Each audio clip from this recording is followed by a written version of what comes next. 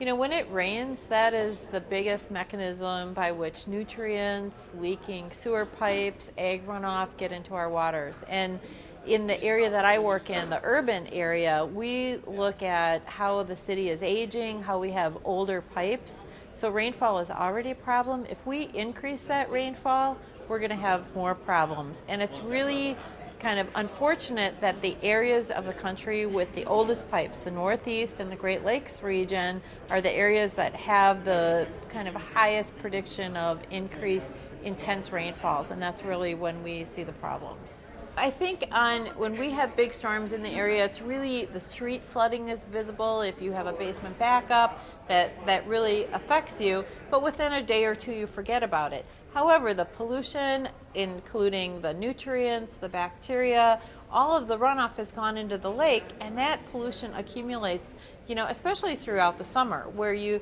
start to see, more beach closings towards the end of summer because it's warmer, runoff is kind of built up on the land, more bacteria is washing in. So while you don't see an immediate effect within a couple days, we start to see it seasonally and we start to see it cumulatively throughout the year. Water systems are really in a very delicate balance, and the food web starts with the microbial community, the algae, and up the food chain. So if you put in a lot of nutrients, the lower part of the food chain, like the algae and some of the bacteria, will really bloom and throw the food web out of balance. And it has a lot of consequences that we don't want in our clean water. The algae can be toxic, so we can have toxic algal blooms, and we can affect the whole food chain going on up to the fish. I think climate change is complex, and it's like a fast-moving, big, heavy train. So by the time that train has gotten up to speed, which it has on climate change, when we start to see the effects, it's very difficult to put the brakes on.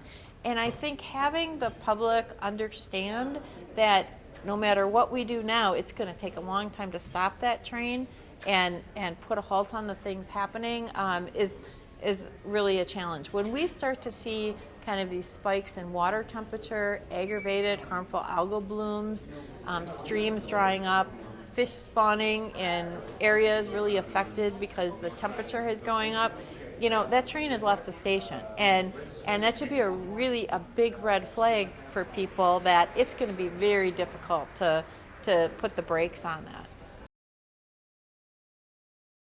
Since the 1970s, we've been doing a great job about regulating wastewater treatment plants and making sure that the effluent is clean, but we have to remember that the wastewater treatment plant is only part of the system. There can be up to 6,000 miles of pipes throughout a city, and many of those can be greater than 30 years old. We have some statistics where more than 50% of some of the cities have pipes older than 60 years. So those pipes are more likely to fail before they're replaced. So when you look at big urban areas, every time it rains, some of what the pipes should be containing leaks out into maybe the soil around it, or gets into the stormwater system and gets delivered to our waterways. So urban areas can have a pretty big footprint on the Great Lakes and the surrounding nearshore.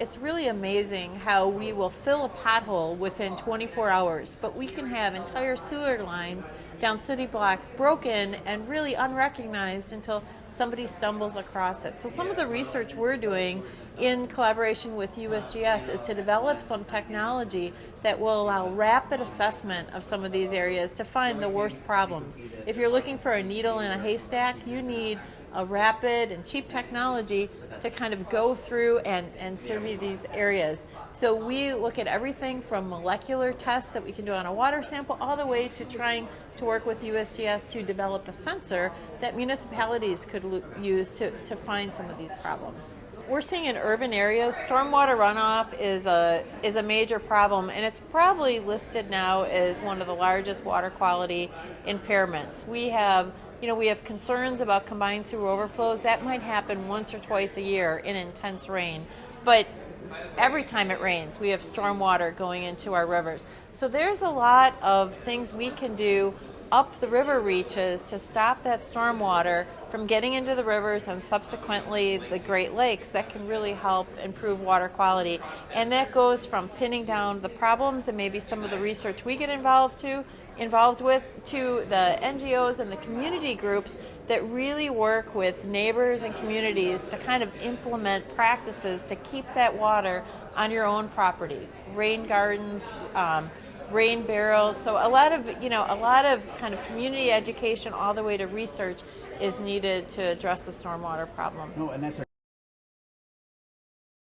I think awareness is the biggest thing we can do in the community to get the public to realize when it rains, the water runs off their property, gets into the river, and can wash with it leaves, nutrients, fertilizer, bacteria. It can leak into pipes and cause overflow. So the more the average citizen understands how water works in their urban area, I think the more they're going to get behind trying to do something about it. And hand in hand with that is, numbers are meaningful to people. So if we can tell them what the river water quality looks like before and after rain, then it's almost like the light bulb goes on and goes, oh, I can see I have to really address this problem. And that's where, kind of the ongoing education is really important. So somebody might hear something on the news once and not think about it again, but when it becomes kind of an ongoing, I hate to call it a campaign, but an ongoing kind of effort to get the public kind of educated on these issues, that's when we see real differences. And we've seen some great differences in just the Milwaukee area in terms of all our groups working to educate people on stormwater. So 10 years ago, I sat in a meeting and talked about how the stormwater runoff was running onto the beach and washing in the E. coli from the birds and impairing water quality. And just last year, I was sitting in a meeting and the city engineer